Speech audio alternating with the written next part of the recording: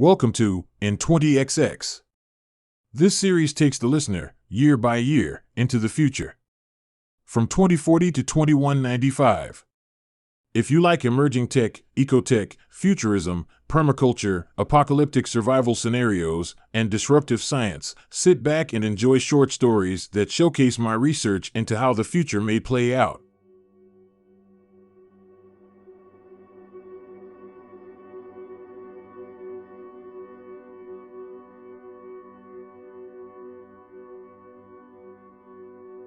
Wearing slippers and an oversized t-shirt, Jessica walks through her house looking out each of the windows, one after the next.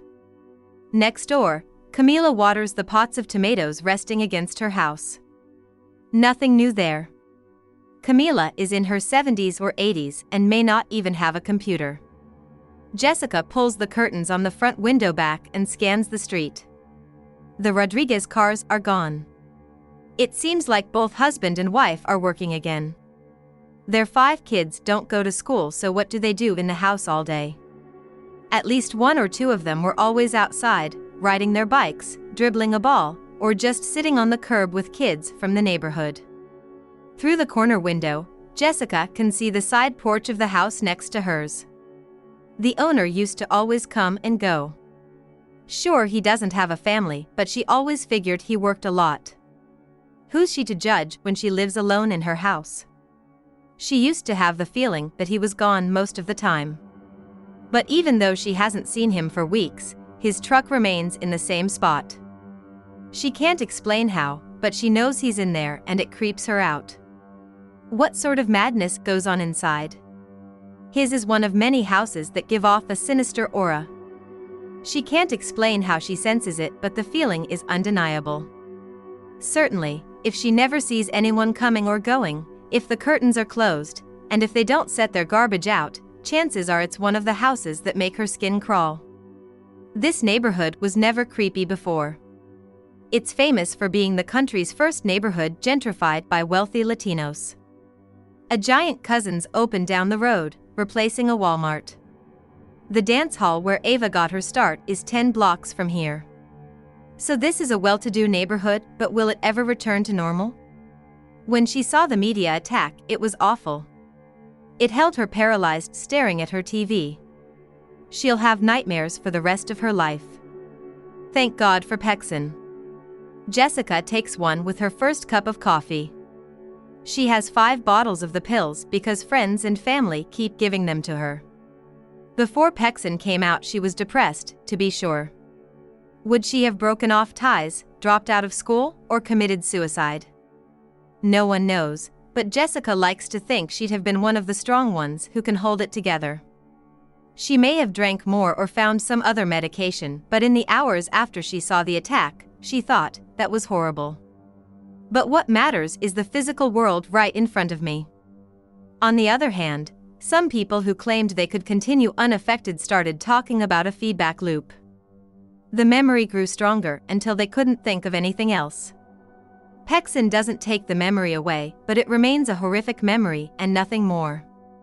Whatever hormonal cascade the attack is supposed to trigger falls flat, a dud. She installed ad-blocking software on all her devices. It doesn't stop the ads from playing like she thought it would, but it silences the volume and covers the ad with a blue box until it's over. It even works on the broadcast TV she uses to watch local news. Her cat, Cindy, follows her, staring up at her until Jessica grabs a food pouch from the pantry, puts the contents in a metal dish, and sets it next to the water bowl. She thought things would get back to normal, but sometimes at night, a figure runs from a car, through a yard. That may not seem all that weird until you see it happen regularly. Homeless were bold before, but yesterday, a man pushed a grocery cart right down the middle of her street as though he owned the neighborhood. He never stopped looking all around with a huge smile.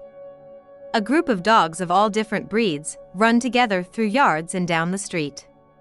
Sometimes a kid walks past who wears a firefighter's helmet and jacket that has soot marks on it.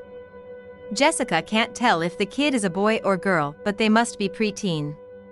Whose kid are they and why isn't anyone trying to help them? Jessica used to walk to the store or bar, but now whenever she wants to go anywhere she calls a car. It's not that she's worried for her safety, or maybe it is. Also, the corner bodega and Cousins are closed. A lot of places are closed right now. Now 35, her life has taken on different iterations. She tried to be a singer after high school. That's how she knows Ava personally, Ava from before Ava became an international star. Jessica sold pot for a while. That made good money, but it was messing with her family life. Opening a women's boutique in the Grove was like trying to care for a child with a fatal illness. She was engaged for a while, but then her fiancé moved to Europe. She scrambles eggs and heats a tortilla. With a plate in hand, she lifts some bags of laundry off the dining table and sits. She says a little loudly, "Check my school website." A wall-mounted screen turns on showing her school website, which includes a message, "All classes suspended." Will she ever get her business degree? If she does, will it matter anymore? An AI woman's voice says, "You have a message." Chewing, she says, "Read the message." It says, "From Mommy. Hun, Uncle Ernie has groceries for you. Get them soon." Smiley face.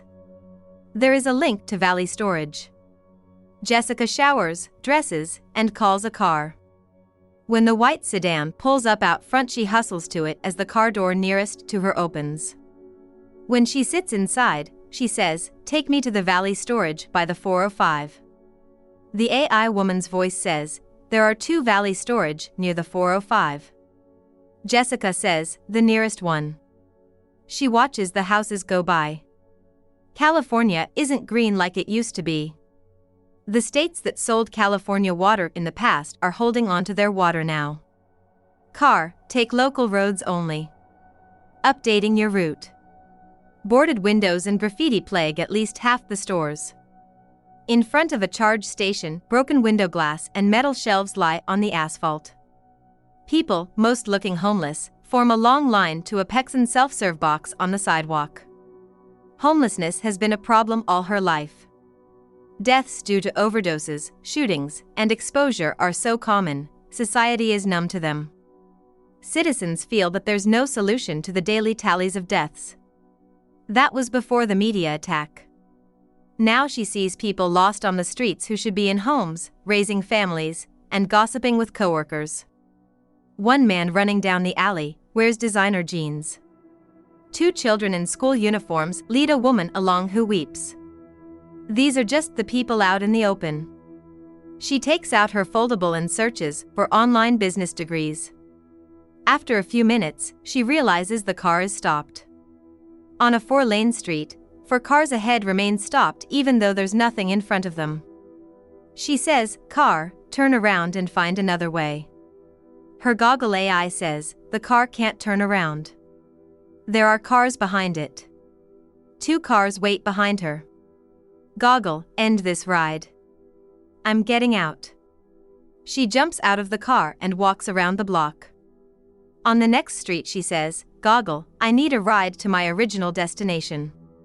2 women dressed well pick through garbage. In a few minutes, a blue commuter van pulls up and opens a door for Jessica. Uncle Ernie walks toward her as a long chain pulls the gate between them to the side. He gives her a big grin. "How are you, Wonder Child?" Jessica kicks the ground. "Fine." They walk up a road in front of a long building lined with steel garage doors. Uncle Ernie spouts off. The banks were on their way out anyway. They only employ 20% of the numbers they used to. Even the right has to admit, this is going to cut out a shitload of bureaucracy. Sure, it'll close a lot of tax loopholes too, but you can't have everything your way. Jessica nods. No, yes, it's about time. Did you hear about promoting crypto voting? Ernie regards her respectfully. Really? He bangs his fist on each locker door they pass. Jessica says, "Why do you keep doing that?"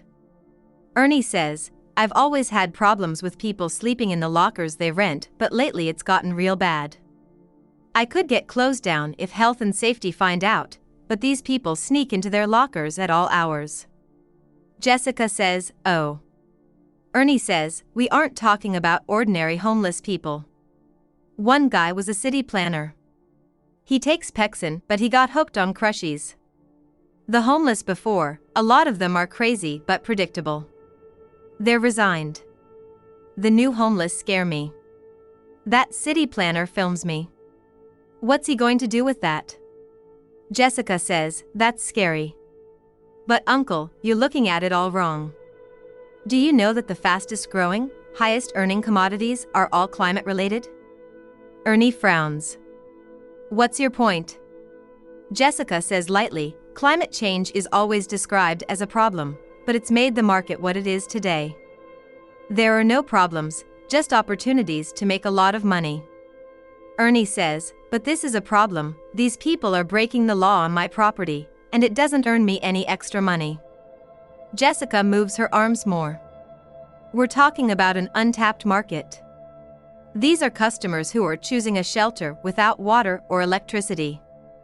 These people have a product they want you to sell them. They can't afford to rent an apartment, right? But they do have some money and they want to buy shelter for the night. These are customers who know what product they want." Ernie has stopped banging on the doors. "I guess. What about bathrooms? What about kitchens?" Jessica says, "You already have customers who don't want to rent bathrooms and kitchens. Let me talk to Ruben." Ernie smiles proudly. "Governor Benitez, you mean?" 2 weeks later, Jessica takes over management of the Downtown Valley storage, contained in a 10-story building. She updates the signage. A poster in the window says, "Rent by the hour, a temperature-regulated place to rest." Most of the lockers are 4 by 6 by 8 feet.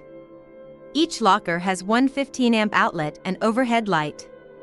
Customers pay upfront. When the time is up, the locker door opens and guards will help the occupant leave if necessary. Paying customers have access to a 10-stall, 10-sink bathroom on the first floor. The faucets on the sink are designed to shut off after a few seconds. Any items found in the rest lockers after the time has expired are taken to a loading bay in the alley where the renter can retrieve them for a week, and then those items will be thrown out. Anyone who wants to can also rummage through the items. Facilities like this begin opening up across the West Coast, and then across the nation. The Benitez family establish rest lockers in as many locations as possible before copycats start opening similar facilities. Luckily, the public is slow to spot a new disruptive, top earner. Most Americans have no idea rest lockers exist until a brownout in the middle of summer kills 33 apartment renters in a low-income neighborhood. In the same neighborhood, 78 people in a rest locker facility sleep comfortably. Backup batteries keep the temperature in the units 72 degrees, brownout or no brownout. The story catches public interest. Jessica travels a lot, living temporarily in locations where she lobbies to change rental laws and sets up new rest lockers. When her ex-fiancé calls her number, a man answers. "Hello?" Her ex says, "Oh, is this the right number? I'm trying to reach Jessica. She's in the middle of something. Want me to take a message?" "That's okay. I'll..." Her ex ends the call. On his TV, an interviewer asks Jessica questions.